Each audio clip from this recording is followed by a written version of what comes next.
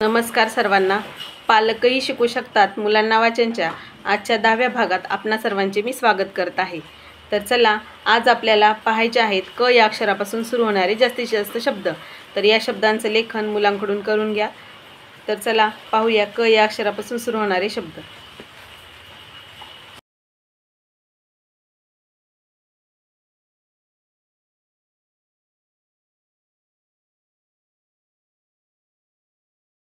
तर चला, इथे तुम्हाला मी क या अक्षरापासून सुरू होणारे शब्द लिहून दाखवलेले आहेत. जास्तीत जास्त अक्षर सरावायचं आहे. क हे अक्षर रिपीट आलेलं आहे. भरपूर शब्द दिलेले आहेत. मुलांना सांगायलाही लावायचे कचे शब्द. त्यांनी 10-12 शब्द जरी त्यांनी आठवून सांगितले तरी भरपूर झालं. LKG UKGच्या मुलांकडून मात्र हे पूर्ण शब्द वाचण्याची अपेक्षा करू नका. त्यांना फक्त क हे अक्षर ओळखता आलं तरी खूप झालं. किंवा कची ज्यावेळेस तुम्ही 14 खडी पाठ करून घेताल त्यावेळेसुद्धा या अक्षरांचा या शब्दांचा तुम्हाला वापर करता येऊ शकतो. जेव्हा मुलांना परफेक्ट वाचन येईल त्यानंतरसुद्धा तुम्ही हे शब्द त्यांच्यासमोर दाखवू शकतात. त्यांना एक एक शब्द वाचायला लावू शकतात. जितका जास्त शब्दांचा वाचण्याचा सराव होईल तितकं जास्त वाचन मुलांना येईल. तरी पण आपण इथं बेसिकपासून घेणार आहोत म्हणून मुलांकडून फक्त क हे अक्षर इथे ओळखणं अपेक्षित आहे, बाकी काहीही नाही. आणि जे मुलं थोडेसे दुसरी तिसरीला आहेत त्यांना हे शब्द पाहून लिहायला लावले तरी चालेल. छोट्या मुलांसाठी मात्र प्रिंट काढून आणायची किंवा लिहायचेत वहीमध्ये आणि त्यांना क या अक्षराला गोल करायला लावायचे. तर अशा पद्धतीने क चे जास्तीत जास्त शब्द मी इथे दिलेले आहेत.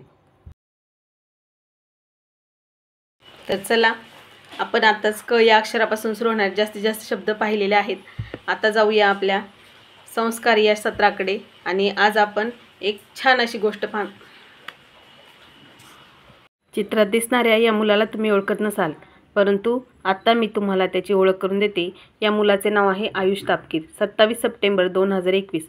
आयुष इयत्ता 8वीमध्ये शिकत होता. कोरोनाचा काळ असल्यामुळे शाळेला सुट्टी होती, परंतु मोबाईलवर ऑनलाईन क्लास चालू होते. ऑनलाईन क्लास झाल्यानंतर दुपारच्या वेळेस आयुष त्याच्या म्हशींना धुण्यासाठी तलावाकडे गेला होता.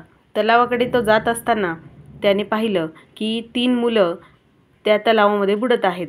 त्याने क्षणाचाही विलंब न करता पटकन तलावामध्ये उडी मारली आणि त्यातील 2 मुलांना त्याने वाचवून त्यांना आयुष्य दिलं. त्यांनी त्यातल्या एका मुलाला बाहेर काढून त्याच्या पोटातील पाणीसुद्धा दाबून बाहेर काढलं. तर अशा पद्धतीने आयुषने या मुलांना ज्या प्रकारे आयुष्य दिलं त्यामुळे तो ज्या परिसरात राहतो पिंपरी चिंचवड येथील भोसरी गावातील सद्गुरुनगर येथे तो राहतो, तेथील परिसरातील लोकांनी खूप आनंद व्यक्त केला. लोकमत या वृत्तपत्रात आयुषच्या या धाडसाची बातमी छापून आल्यानंतर आयुषचे नाव राष्ट्रपती बाल शौर्य पुरस्कारासाठी देण्यात आले.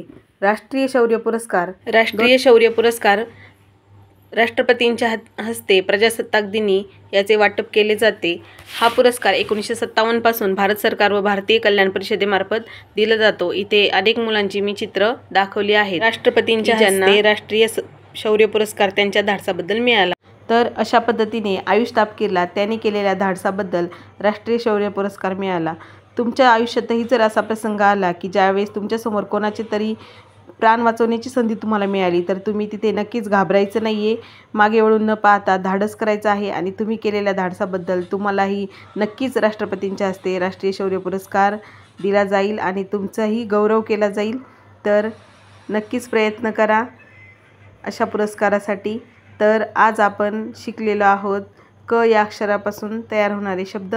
तर या अक्षरांचा आणि या शब्दांचा जास्तीत जास्त सराव करा, वाचन करा, लेखन करा. एवढंच होतं माझ्याकडून. Bye bye. धन्यवाद.